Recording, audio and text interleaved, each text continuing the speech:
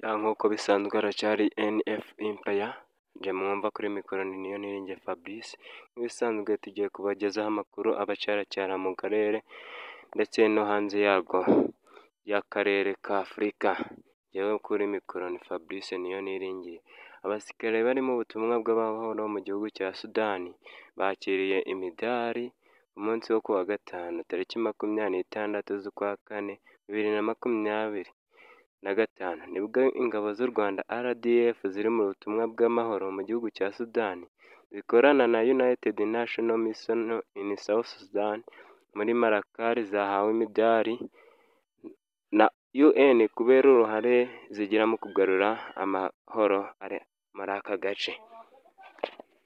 Ni amakuru aba acyaracyara tuba twabashakiye hirya no hino, tuba twayakuye ku bitangazamakuru bitandukanye birimo nka UNN, kuri Phoenix, tuba twayakuye amakuru nk'aya. Kugira ngo ukomeze kubona amakuru nk'aya usaba gukanda ku gasaraba, ugakanda kuri subscribe kugira ngo uzajye ubona ibiganiro byacu bya buri munsi tukajya tubona. Ibindi bikurikiyeho iyi nkuru ni uko kugarura amahoro ni igikorwa cyabereye aho ingabo z'u Rwanda zifite ibirindiro mu gace ka Malakal base camp.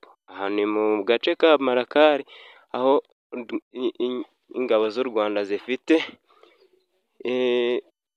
ibirindiro mbese byazo aho zikorera ibikorwa byazo, aho zibarizwa. Umuyobozi wa United National Mission in South Sudan Force, General Mohan Subramanian, yashimiye Abanyarwanda ubushake badahwema kugaragaza mu kugarura amahoro hirya no hino ku isi, cyane cyane mu gihugu cya Sudani aho kigaruriwe n'ingabo n'inyeshyamba.